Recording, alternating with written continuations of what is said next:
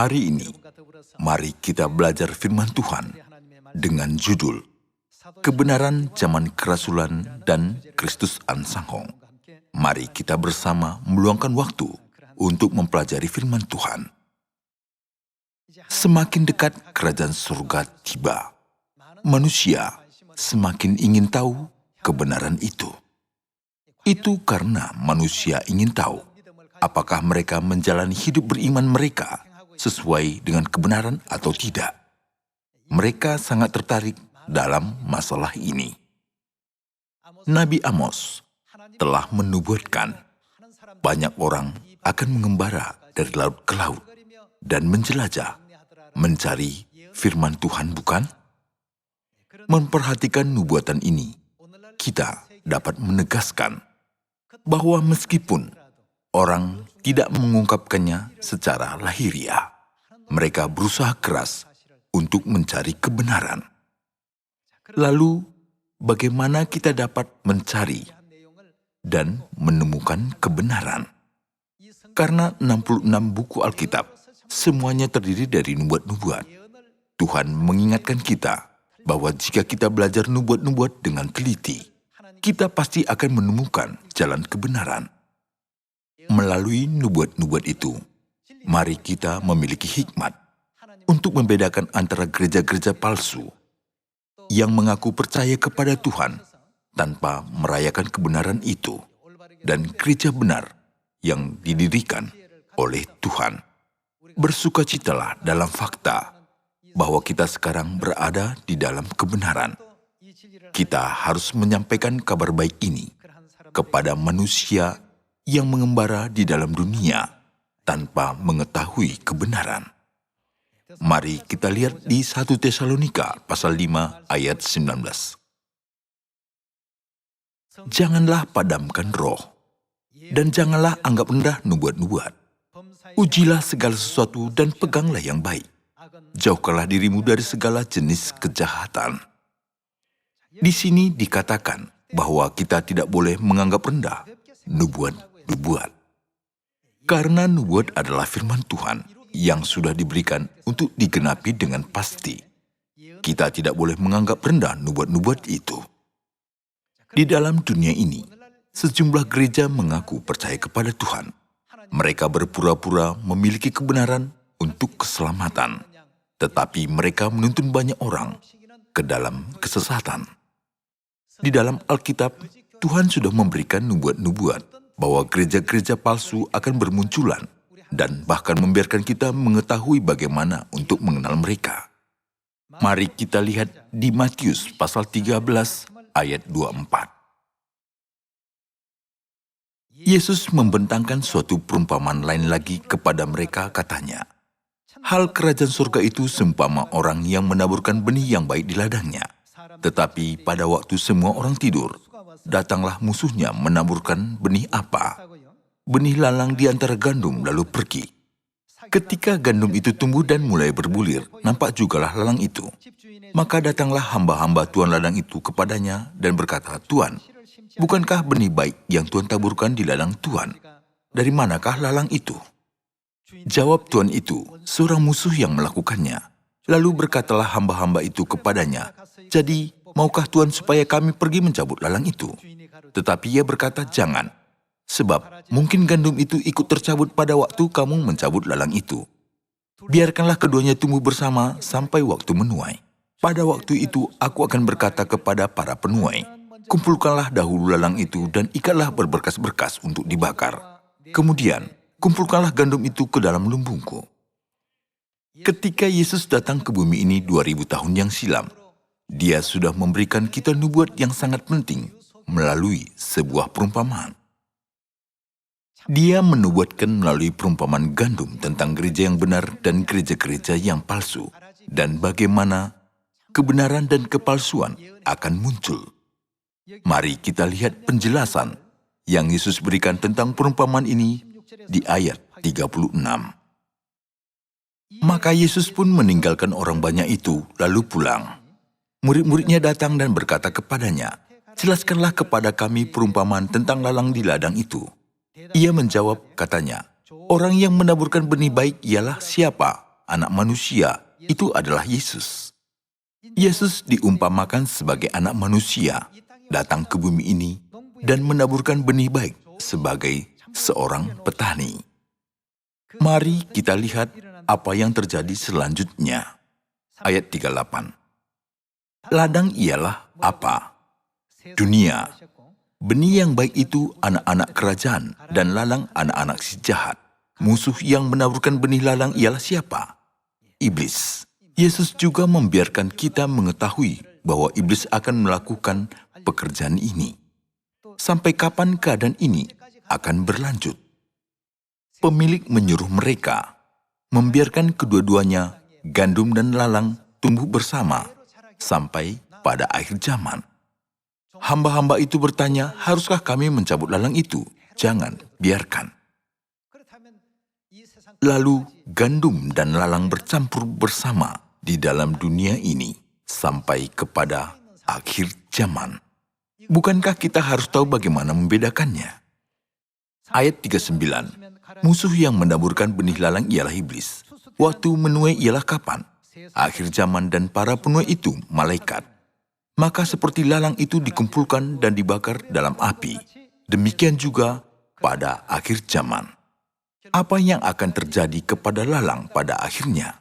Ditakdirkan untuk dibakar di dalam api. Ayat 41. Anak manusia akan menyuruh malaikat-malaikatnya, dan mereka akan mengumpulkan segala sesuatu yang menyesatkan, dan semua orang yang melakukan kejahatan dari dalam kerajaannya. Semuanya akan dicampakkan ke dalam mana? Ke dalam dapur api. Di sanalah akan terdapat ratapan dan kertakan gigi. Pada waktu itulah orang-orang benar akan bercahaya seperti matahari dalam kerajaan Bapa mereka. Siapa bertelinga, hendaklah ia mendengar. Siapakah yang akan dicampakkan ke dalam dapur api? Lalang. Untuk mendapatkan sebuah pengertian yang jelas tentang lalang, mari kita lihat di ayat 41 sekali lagi. Anak manusia akan menyuruh malaikat-malaikatnya, dan mereka akan mengumpulkan segala sesuatu yang menyesatkan. Dan semua orang seperti apa? Yang melakukan kejahatan, pelanggaran hukum, dari dalam kerajaannya.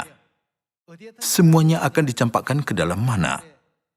Ke dalam dapur api. Kalau begitu, kita dapat dengan mudah mengerti bahwa lalang adalah orang-orang yang melakukan pelanggaran hukum. Pelanggaran hukum ditabur oleh iblis. Siapakah yang menabur benih baik? Itu adalah Yesus Kristus, anak manusia. Alasan kita ingin menemukan kebenaran adalah untuk memasuki kerajaan sorga, bukan?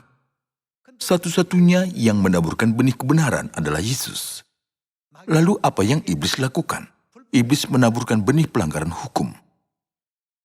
Pertama, benih kebenaran sudah ditaburkan dan kemudian benih pelanggaran hukum ditaburkan.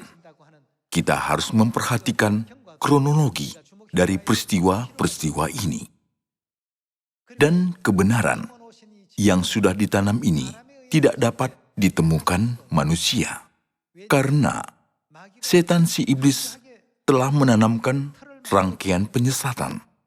Itu tidak mungkin membedakan dan mengenali jebakan setan di mata manusia, pikiran manusia, dan pengetahuan manusia.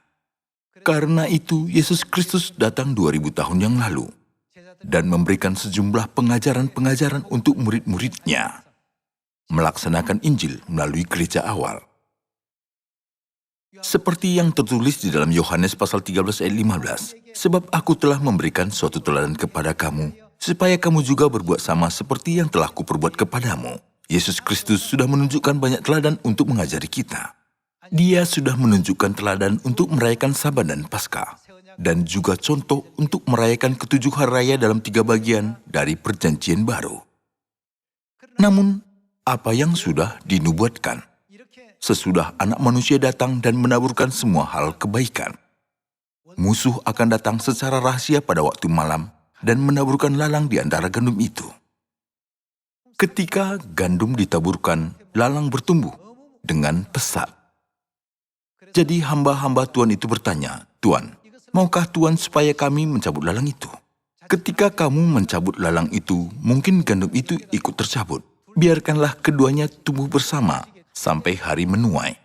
Lalang adalah rupa lalang, gandum adalah rupa gandum. Kamu bisa melihat melalui penampilan mereka, jadi biarkan keduanya tumbuh bersama. Pada penuaian terakhir, aku akan mengirimkan para penuai. Pertama, mengumpulkan lalang dan mengikatnya berberkas-berkas untuk dibakar. Lalu mengumpulkan gandum dan membawanya masuk ke lumbung surga. Di sini, Tuhan dengan pasti mengizinkan hikmat untuk membedakan antara kebenaran dan kepalsuan. Tidak ada kebenaran lain selain dari kebenaran dari zaman kerasulan, karena kepalsuan sudah ditaburkan sesudah zaman kerasulan. Hari ini, mari kita cari nubuat-nubuat itu satu demi satu. Mari kita lihat di 2 Tesalonika pasal 2 ayat 3.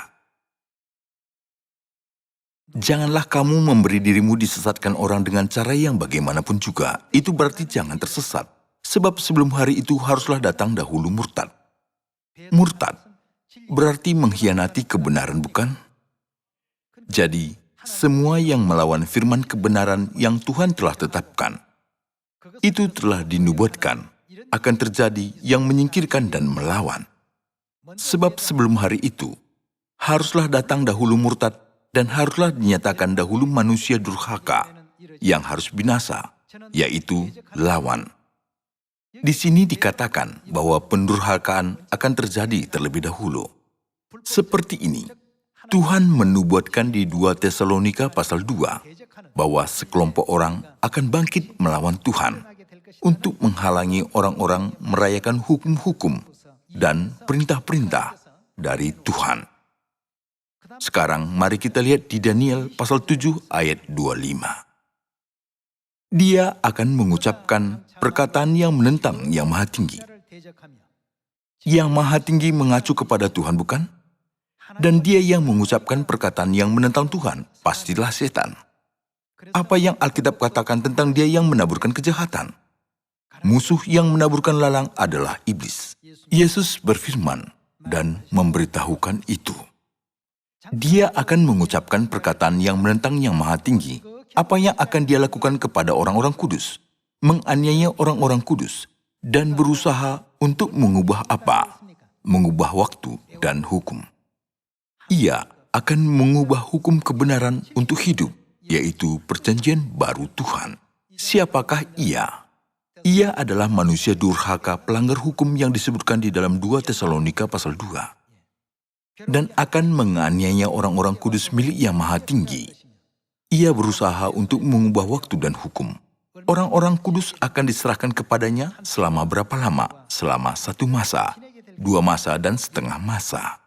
Nubuat ini tidak berakhir di sini, tetapi bersambung di ayat 26. Lalu majelis pengadilan akan duduk, dan kekuasaan akan dicabut daripadanya untuk dimusnahkan, dan apa yang akan terjadi? Itu akan dihancurkan sampai lenyap. Kita lihat ayat 27. Maka pemerintahan, kekuasaan, dan kebesaran dari kerajaan-kerajaan di bawah semesta langit akan diberikan kepada orang-orang kudus, umat Yang Maha Tinggi. Pemerintahan mereka adalah pemerintahan yang kekal, dan segala kekuasaan akan mengabdi dan patuh kepada mereka.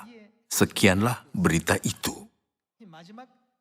Ini berarti sudah dinubuatkan bahwa saat yang terakhir, umat Tuhan akan jadi pemenang dari semuanya, bukan? Namun, ketika melihat pada prosesnya, hukum dan waktu yang ditetapkan Tuhan akan ditukar. Alkitab sudah menubuatkan tentang itu. Mari kita melihat nubuat ini di Wahyu pasal 13. Jika kita ingin menerima keselamatan dan pergi ke surga, kita harus menemukan kebenaran. Mari kita lihat Wahyu pasal 13 ayat 5. Dan kepada binatang itu diberikan mulut yang penuh kesombongan dan hujat. Kepadanya diberikan juga kuasa untuk melakukannya berapa lama? 42 bulan lamanya. Di dalam kitab Daniel sudah tertulis, 1 masa, 2 masa, setengah masa. 1 masa dihitung sebagai 1 tahun. 1 masa adalah 1 tahun. 2 masa adalah 2 tahun. Dan setengah masa adalah 6 bulan. Ketika menjumlahkannya, itu adalah 3,5 tahun. 3,5 tahun itu ada berapa bulan? 42 bulan. Kitab Daniel dan kitab Wahyu menggunakan ekspresi yang berbeda. tetapi mengatakan tentang waktu dan masa yang sama. Dikatakan bahwa binatang itu diberikan mulut yang penuh dengan kesombongan dan hujat selama 42 bulan. Dari siapa dia menerima itu? Wahyu pasal 13 ayat 3 kita baca. Maka tampaklah kepadaku satu dari kepala-kepalanya seperti kena luka yang membahayakan hidupnya, tetapi luka yang membahayakan hidupnya itu sembuh. Seluruh dunia heran lalu mengikut binatang itu. Siapa yang memberikan kekuasaan kepada binatang itu? Dan mereka menyembah naga itu karena ia memberikan kekuasaan kepada binatang itu. Dan mereka menyembah binatang itu sambil berkata, siapakah yang sama seperti binatang ini? Dan siapakah yang dapat berperang melawan dia? Dan kepada binatang itu diberikan mulut yang penuh kesombongan dan hujat. Kepadanya diberikan juga kuasa melakukannya 42 bulan lamanya. Sesuai dengan Wahyu pasal 12 ayat 7-9, naga adalah setan si iblis bukan? Dikatakan bahwa setan akan melakukan pekerjaan ini selama 42 bulan. Ketika Anda menghitung 42 bulan ke dalam hari, itu adalah 1260 hari. Di dalam Alkitab, 1260 hari adalah 42 bulan. Satu masa, dua masa, dan setengah masa, semuanya adalah sama. 1260 tahun, dimulai dari saat berdirinya keposan tahun 538 Masehi sampai kepada tahun 1798 Masehi. Untuk waktu yang lama, yaitu 1260 tahun, kebenaran akan lenyap sepenuhnya dari bumi ini. Kepalsuan, bukan hukum Tuhan, akan menutupi seluruh bumi. Alkitab sudah menubuatkan tentang itu, bukan? Mengenai masalah ini, mari kita melihat di nubuat yang lain di dalam Galatia pasal 1 ayat 6. Aku heran bahwa kamu begitu lekas berbalik daripada Dia yang oleh kasih karunia Kristus telah memanggil kamu dan mengikuti suatu Injil lain, yang sebenarnya bukan Injil. Hanya ada orang yang mengacaukan kamu dan yang bermaksud untuk memutarbalikkan Injil Kristus. Tetapi sekalipun kami atau seorang malaikat dari surga yang memberitakan kepada kamu suatu Injil yang berbeda dengan Injil yang telah kami beritakan kepadamu, ia akan bagaimana? Terkutuklah dia. Dikatakan bahwa manusia yang memberitakan suatu Injil yang berbeda akan dikutuk. Pengajaran yang kita terima dari Yesus Kristus adalah satu-satunya kebenaran yang dapat menuntun kita ke kerajaan sorga, bukan? Alkitab menubuatkan bahwa orang yang memberitakan ajaran yang lain akan dikutuk. Mari kita tegaskan itu di dalam Kisah Para Rasul pasal 20. Ayat 28 kita baca. Karena itu jagalah dirimu dan jagalah seluruh kawanan, karena kamulah yang ditetapkan Roh Kudus menjadi penilik, untuk menggembalakan jemaat Allah yang diperolehnya dengan darah anaknya sendiri. Aku tahu bahwa sesudah aku pergi, serigala-serigala yang ganas akan masuk ke tengah-tengah kamu, dan tidak akan menyayangkan kawanan itu. Bahkan dari antara kamu sendiri akan muncul beberapa orang yang dengan ajaran palsu mereka, berusaha menarik murid-murid dari jalan yang benar dan supaya mengikut mereka. Sebab itu berjaga-jagalah dan ingatlah, bahwa aku 3 tahun lamanya siang malam dengan tiada berhenti-hentinya menasihati kamu masing-masing dengan mencucurkan air mata. Seperti ini, tanda-tanda mulai bermunculan di sekitar akhir zaman kerasulan. Bahkan pada abad keempat, situasi-situasi seperti ini muncul yang semakin membuktikan bahwa dunia memasuki zaman kegelapan, bukan? Hari Sabat digantikan oleh hari Minggu pada tahun 321 Masehi.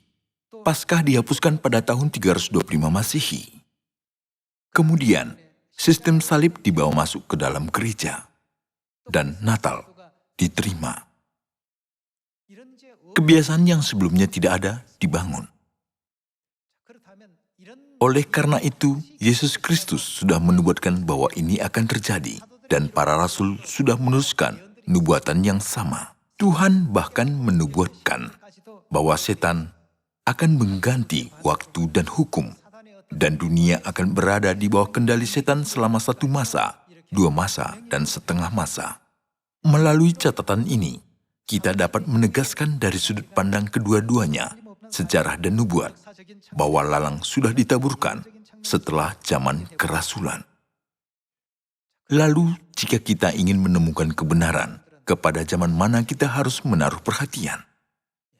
Zaman kerasulan. Kita harus menemukan kebenaran di zaman kerasulan. Mengenai masalah ini, mari kita lihat di Efesus pasal 2 ayat 20. yang dibangun di atas dasar para rasul dan para nabi, dengan Kristus Yesus sebagai batu penjuru. Di dalam Dia tumbuh seluruh bangunan, rapi tersusun menjadi bait Allah yang kudus di dalam Tuhan. Di dalam Dia, kamu juga turut dibangunkan menjadi tempat kediaman Allah di dalam Roh. Dikatakan di sini, kita harus dibangun di atas dasar dari para rasul.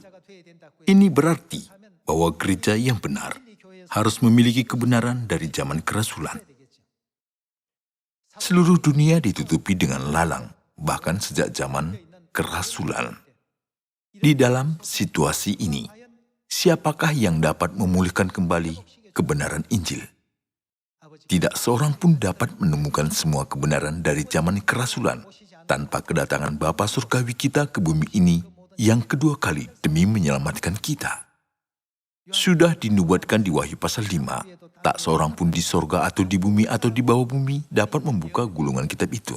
Mari kita menegaskan ini dengan melihat Wahyu pasal 5 ayat 1. Maka aku melihat di tangan kanan Dia yang duduk di atas tahta itu sebuah gulungan kitab yang ditulisi sebelah dalam dan sebelah luarnya dan dimeterai dengan 7 meterai.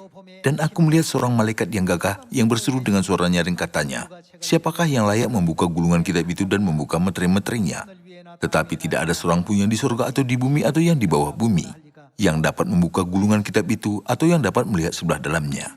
Sejak kebenaran lenyap seluruhnya, tidak ada seorang pun yang dapat menerima keselamatan. Ayat 4. Maka menangislah aku dengan amat sedihnya karena tidak ada seorang pun yang dianggap layak untuk membuka gulungan kitab itu ataupun melihat sebelah dalamnya. Lalu berkatalah seorang dari tua-tua itu kepadaku, jangan engkau menangis. Sesungguhnya singa dari suku Yehuda yaitu Tunas Daud telah menang, sehingga ia dapat membuka gulungan kitab itu dan membuka ketujuh meterainya. Tak seorang pun dapat membukanya, kecuali seorang. Siapakah dia?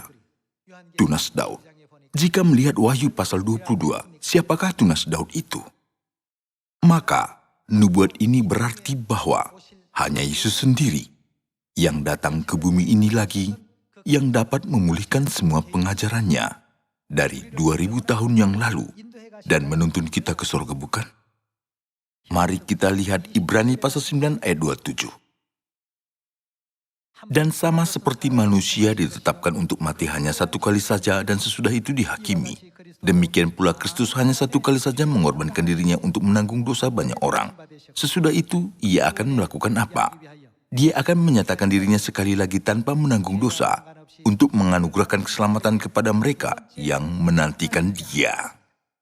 Menyatakan diri kedua kalinya untuk menganugerahkan keselamatan. Jika Tuhan tidak datang kedua kali untuk memulihkan kebenaran, kita semua tidak akan bisa maju dan tertekan oleh lalang dan tidak seorang pun akan bisa masuk ke dalam lumbung kerajaan surga. Mari kita lihat nubuat lain di Mika pasal 4. Ayat 1 kita baca. Akan terjadi pada hari-hari yang terakhir, gunung rumah Tuhan akan berdiri tegak mengatasi gunung-gunung dan menjulang tinggi di atas bukit-bukit. Bangsa-bangsa akan berduyun-duyun ke sana. Dan banyak suku bangsa akan pergi serta berkata, mari kita naik ke gunung Tuhan, ke rumah Allah Yakub. Dan apa yang akan Dia lakukan? Ia mengajar kita tentang jalan-jalannya. Dia akan menyatakan diri sekali lagi untuk mengajar kita pada hari-hari yang terakhir. Tanpa kedatangannya ke bumi ini sebagai Tunas Daud. Dan memulihkan kembali semua kebenaran yang sudah disembunyikan. Keselamatan umat manusia akan hilang untuk selamanya, bukan? Karena itu Mika menubuatkan, Dia akan mengajar kita jalan-jalannya, supaya kita bisa berjalan di dalam jalan-jalannya. Dan dari manakah hukum akan keluar? Ketika Tuhan datang ke bumi, Dia pasti akan memproklamirkan hukum-hukumnya dan mengajari kita di dalam Sion. Melalui pengajarannya, manusia dapat menerima hidup yang kekal dan keselamatan. Ketika Yesus Kristus datang ke bumi ini 2000 tahun yang lalu, Dia sudah menetapkan sebuah perjanjian untuk keselamatan umat manusia, bukan? Dia berkata, cawan ini adalah perjanjian baru di dalam darahku. Dia menetapkan kebenaran perjanjian baru. Untuk siapa Dia sudah menetapkan perjanjian ini? Dia berkata bahwa perjanjian baru ditetapkan untuk kita. Pada kedatangannya yang kedua kali juga, Dia memulihkan kembali kebenaran perjanjian baru yang persis sama. Mari kita lihat Lukas pasal 22 ayat 19. Lalu ia mengambil roti, mengucap syukur, memecah-mecahkannya dan memberikannya kepada mereka, katanya, "Inilah tubuhku yang diserahkan bagi kamu. Perbuatlah ini menjadi peringatan akan aku." Demikian juga dibuatnya dengan cawan sesudah makan. Ia berkata, "Cawan ini adalah perjanjian apa? Perjanjian baru oleh darahku yang ditumpahkan bagi kamu." Perjanjian yang Tuhan tetapkan bagi kita para pendosa dari surga dengan datang ke bumi ini adalah perjanjian baru yang selama-lamanya. Ketika dia datang lagi sebagai tunas Daud, berapa tahun dia menjadi pelayan Injil Kerajaan dengan perjanjian baru? Pada kedatangannya yang pertama, Yesus Kristus memberitakan perjanjian baru hanya selama 3 tahun. Tetapi untuk menggenapi nubuat Daud, dia harus memberitakannya selama 37 tahun. Dengan kata lain, peraturan bagi kedatangan Kristus yang kedua kali adalah melakukan pelayanan perjanjian baru sesuai dengan nubuatan. Pada zaman ini, orang yang menuntun dan membimbing kepada Injil Kerajaan dengan perjanjian baru selama 37 tahun. Dia ada bersama dengan kita. Siapakah dia? Semua nubuat di dalam Alkitab berfokus pada juru selamat yang muncul pada zaman ini dan untuk memperhatikan nubuat-nubuat itu dan memastikan gereja yang telah didirikan oleh Kristus yang mengandung semua kebenaran dari gereja awal. Sudah memastikannya apakah ada? Ada hari Sabat. Memastikan apakah ada hari raya Paskah? Ada. Apakah ada kebenaran kerudung? Ada. Adakah ketujuh hari raya dalam 3 bagian? Ada seperti aslinya. Adakah perjanjian baru? Ada seperti aslinya. Dengan tanda-tanda nubuat ini, Tuhan datang ke bumi ini. Dia telah mendirikan gereja ini untuk menyelamatkan semua manusia. Gereja Tuhanlah yang seperti itu. Jadi, kita harus selalu bangga dan selalu mengingat fakta bahwa kita berada di dalam gereja kebenaran. Hari ini, melalui judul Kebenaran dari Zaman Kerasulan dan Kristus Ansanghong, kita memikirkannya lagi di dalam hati kita. Di kebenaran manakah kita harus berada sampai akhir? Sudah berfirman, orang yang bertahan sampai akhir akan diselamatkan. Orang-orang yang tidak bertahan tapi menyerah atau melepaskan kebenaran karena itu adalah yang paling malang. Selama 36 tahun penjajahan Jepang dalam sejarah Korea, siapakah orang yang paling malang? Sudah bertahan sebegitu lama, tetapi akhir dari 36 tahun itu mengkhianati negara. Menjadi mata-mata Jepang. Bagaimanakah orang yang seperti ini? Merekalah orang yang paling malang. Karena sudah 35 tahun tidak mungkin merdeka, selama-lamanya tidak akan pernah merdeka. Oleh karenanya, menjadi mata-mata karena keputusasaan. Mereka akan menyesali keputusan mereka itu selamanya. Jadi, apa yang dikatakan di dalam Alkitab? Orang yang bertahan sampai akhir akan diselamatkan. Sampai akhir itu bisa jadi hari ini. Hari itu bisa jadi tahun ini. Dengan percaya itu, kita, semua anak-anak Sion, harus menyambut Bapa Surgawi dengan sukacita tanpa ada rasa malu pada hari di mana Tuhan Bapa akan datang. Pikirkanlah hari kemuliaan dari masa depan kita. Mari kita tidak diserang oleh apa yang sementara dan yang akan lenyap. Dalam tulisan catatan tangan Bapa berkata, seorang yang bijak rindu apa yang abadi, dan seorang yang bodoh dengan apa yang sementara. Mari kita tidak melekat pada hal yang sementara, tetapi memandang apa yang abadi. Berharap bahwa semua anggota Sion dapat menerima warisan dari keindahan dan kemuliaan kerajaan surga yang Tuhan telah persiapkan untuk kita. Saya akan menutup khotbah ini. Terima kasih.